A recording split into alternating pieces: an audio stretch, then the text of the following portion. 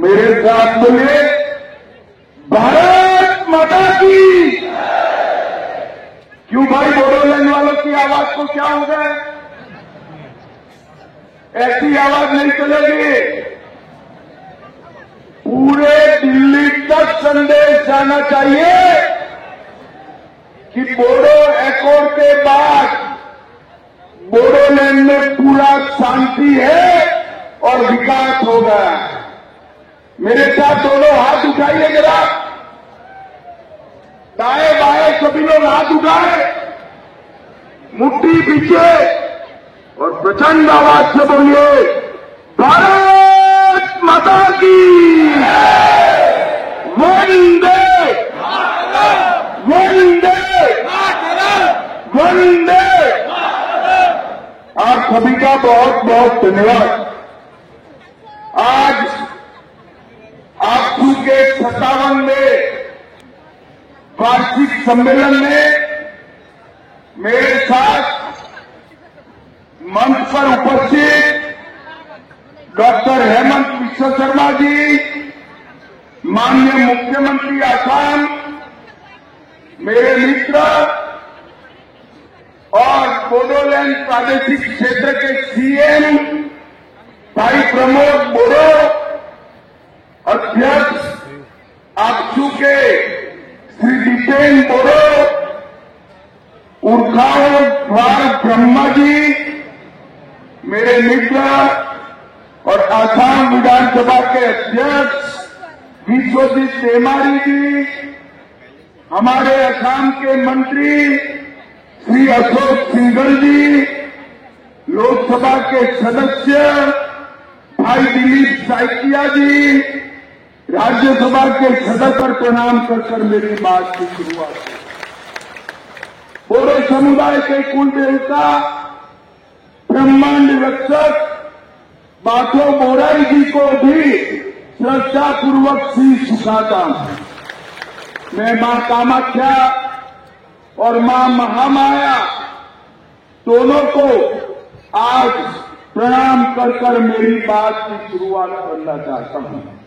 भाइयों बहनों, सबसे पहले आपसू के सभी कार्यकर्ताओं का मैं धन्यवाद करना चाहता हूं कि आपके 57वें कन्वेंशन में मुझे शामिल होने का आपने मौका दिया। आप सभी का मैं बहुत बहुत धन्यवाद करता, क्योंकि आज जो शांति, विकास और उत्साह दिखाई पड़ता है, उसमें आपसू का बहुत बड़ी भूमिका है।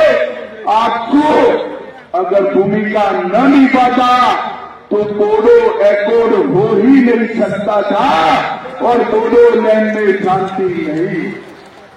इसलिए मैं सभी आपसू के पदाधिकारियों का धन्यवाद करता हूं। आज मैं वो 5000 शहीदों को भी याद करना चाहता हूं, जिन्होंने संघर्ष कर बोडोलैंड की शांति को प्रस्तावित करने का निर्णय किया।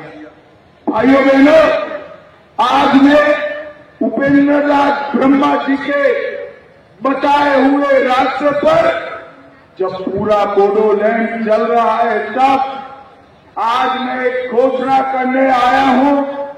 बोडोबा उपेंद्र नाथ ब्रह्मा जी के नाम से दिल्ली में एक बहुत बड़े रोड का नाम हमने बोडोबा उपेंद्र नाथ ब्रह्मा करने का निर्णय किया और अप्रैल के प्रथम सप्ताह में आपके सभी नेता और सीएम असम की उपस्थिति में वहां पर उनका पर्च भी लगेगा और वहां पर उनके नाम का भव्य तख्ती लगाने का काम भी हो जाए। भाइयों बहनों, और बोडो स्टूडेंट यूनियन शिक्षा, सशक्तिकरण और विकास को आगे ले जाना, और मुझे कहने में बड़ा आनंद होता है कि आपसू से प्रयास से ही आज बोडो भाषा के माध्यम में 12वीं तक परीक्षा चल रही है और इसके कारण हमारी बोडो भाषा शेड्यूल में तो आ गई पर कई सालों तक जीवित रहेगी। ये महत्वपूर्ण आयोजन बोडोलैंड के अंदर स्थापित शांति का एक बहुत बड़ा संदेश। मुझे याद है 27 जनवरी 2020 को जब बीटीआर शांति समझौते पर हस्ताक्षर हुए, एक कांग्रेस पार्टी मेरा मजाक उड़ाती कि सब लोग रुक गए, ये बोडोलैंड में शांति नहीं होगी पर एक समझौता मजाक। भाइयों बहनों, आज समझौते की 82% शर्तों को आसाम सरकार और दिल्ली सरकार ने समाप्त कर दिया है, समाप्त। और मैं आज आपको बताकर जाता हूं कि अगले 2 साल में समझौते का 100% क्रियान्वयन नरेंद्र मोदी जी के नेतृत्व में भारत सरकार कर देगी। और इसके बाद बीटीआर के क्षेत्र में बहुत चिरकालीन शांति होगी। आज समझौते के तहत 1 अप्रैल 22 को हमने पूरे बीटीआर क्षेत्र से अब सफा हटा लिया है। आज बोडोलैंड की 1 डिस्ट्रिक्ट 1 प्रोडक्ट, दिल्ली के होटल में भी कोकराझार का मशरूम फ्रॉम बोडोलैंड कर आज सबके व्यंजन में शामिल हुआ। और ये इसलिए हुआ है कि यहां पर शांति हुई। इसी के कारण तुरंत कप की मेजबानी भी बोडोलैंड ने की। और भाइयों बहनों, 2036 में अहमदाबाद में भारत में ओलंपिक आने वाला है। बोडोलैंड के युवा खिलाड़ी तैयारी करें ओलंपिक में हिस्सा लेने। भाइयों बहनों, आपके 1 दर्जन से ज्यादा उत्पादन जीआई टैग हो चुके हैं और आज इसके कारण धीरे धीरे पूरे बीटीआर क्षेत्र में औद्योगिक वातावरण बन रहा है। एक जमाना था उन्माद, उत्पाद और अलगाववाद की बात होती थी। आज शिक्षा, विकास और इंडस्ट्री की बात होती है। भाइयों बहनों, आज मैं यहां आया हूं तब ये बताने आया हूं कि बोडोलैंड के विकास के लिए भारत सरकार और आसाम सरकार ने 1500 करोड़ रुपया केवल 35 लाख लोगों की आबादी में 1500 करोड़ रुपया आवंटित करने का काम हमारे नेता नरेंद्र मोदी जी ने किया है। अटल जी के समय में बोडो भाषा को संविधान की 8वीं सूची में समाया गया।